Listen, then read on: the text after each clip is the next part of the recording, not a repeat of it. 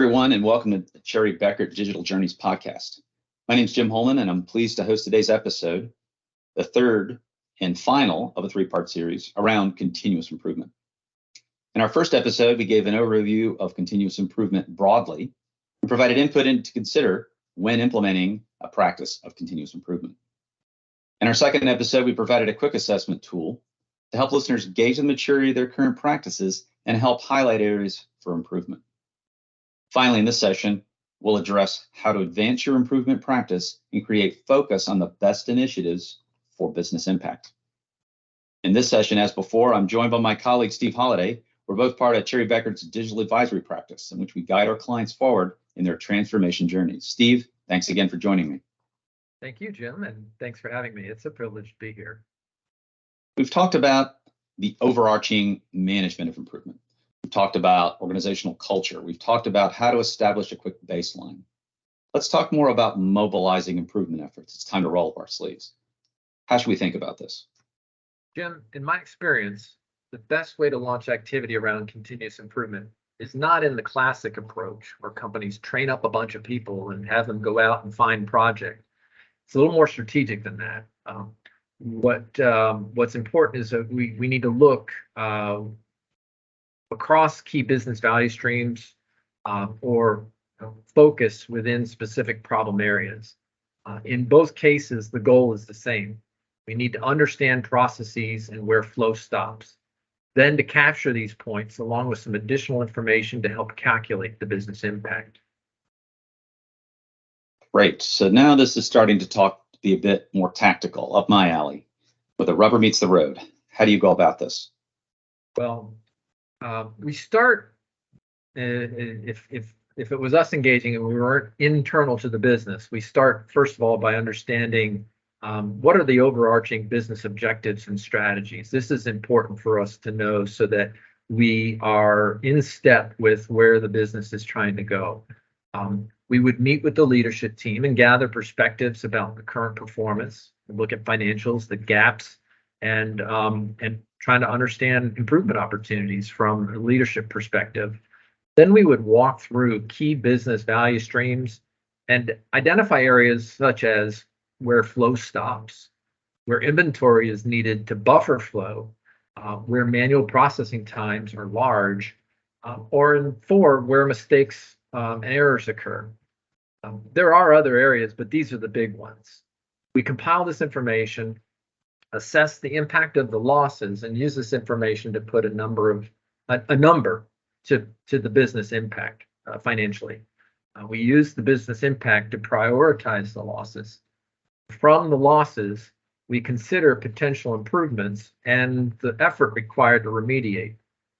And then there's a collaboration with management where we bring into consideration the impact, but also the effort to develop the improvement. And then we create a rank order. These projects have good ROIs. Most typically, what we see is in the 4 to 10 time range. If I were a business leader, if you were evaluating where to invest cash for return, consider an investment in core operations with those kinds of returns. That's great. So what can you say about what comes next? Well, next steps are we charter projects based on that priority.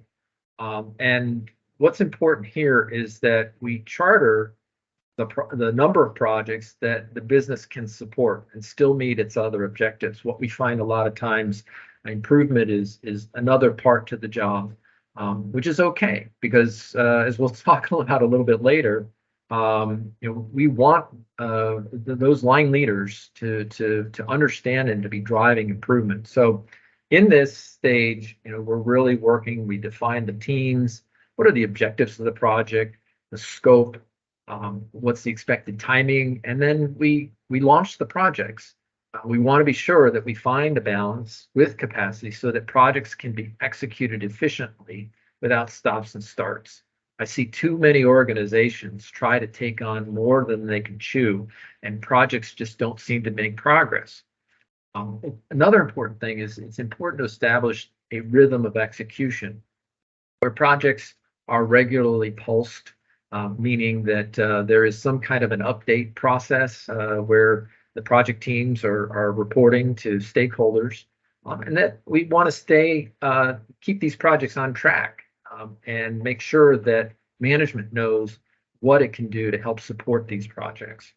When the projects are complete, we launch the next projects, but we also assess completed projects just to be sure they met objectives. One practice that I find extremely helpful, and I would advocate this to any company, is a learning step, right? A project debrief, pretty critical. You learn from the projects, both in finding ways to improve execution or team interaction, but also you learn from the projects and what they learned about the process and how to take those learnings and maybe spin off new projects. Taking the time to learn from what we've just done is an essential practice. So that's great, Steve. It's really important to self-assess at the completion of a project, not just the failures, but the successes, so that you can correct the failures and to identify what you did with the successes that made them successful so you can continue to build, hence continuous improvement. That sounds a lot like a project office. So helping raise visibility for the project portfolio and the project progress. How can this process be more of a self-sustaining one? Yeah, excellent question. And good connection with the idea of the project office. A lot of the key functions a project office provides are good ones to bring to this type of a journey as well. And so we see the disciplines of a project office as being important. And then the other factor is, organizations need to learn, and that's all part of that ongoing practice. But back to your question there, I think how it becomes a self-sustaining process is, we think about number one, that in this case, we're not training up a bunch of people and then their skills get stale. We are providing them training in the course of the project just in time. So we're training project resources to plug in immediately with the project using the improvement tools. We're also training them on the process for identifying and prioritizing new opportunities. So a little bit of we're teaching them to fish. And so these opportunities will ultimately go into the project pipeline.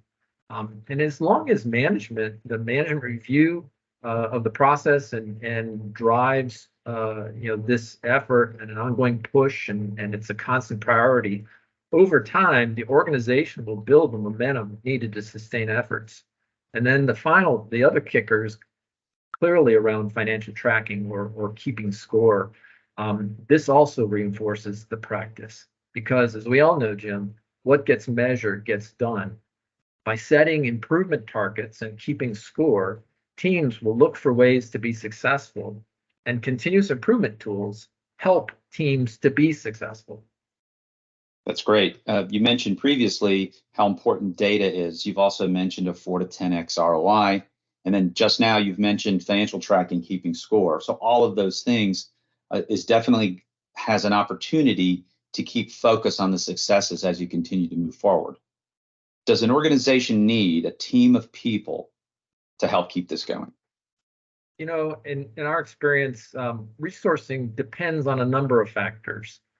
The key factors really then become things like what's the number of prioritized projects, the desired timeline, the size of the organization and the breadth of these projects, and what speed does the organization want to move.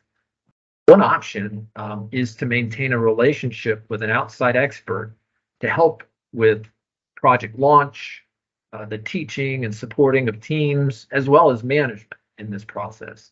This resource, in combination with an inside process champion, can help sustain the process.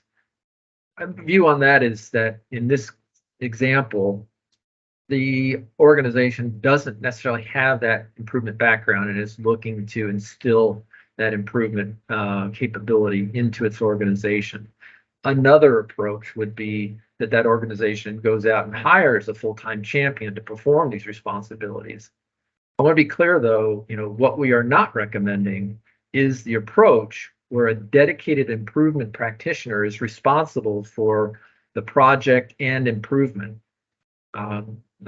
This would be seen, if you think about the team and driving ownership. If you've got a dedicated resource with this responsibility, it tends to isolate the team from the deliverable. So while this approach might help projects move faster, it can lead to less ownership within the teams for improvement, possibly less buy-in.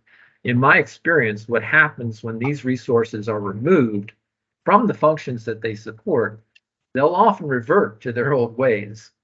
It may be more effective to place ownership onto functional resources and provide them the training they need to develop into process improvement practitioners. So, really then improvement becomes a part of everybody's job. It's not Steve's job or Jim's job.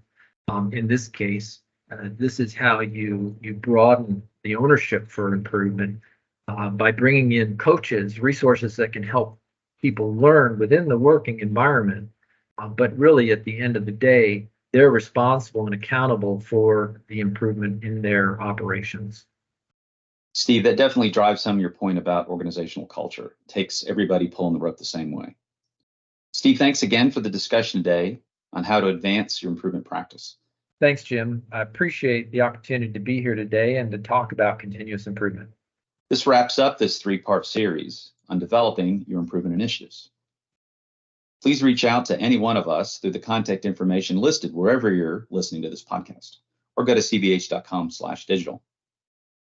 Thank you, as always, for tuning in to Cherry Bekaert's Digital Journeys podcast.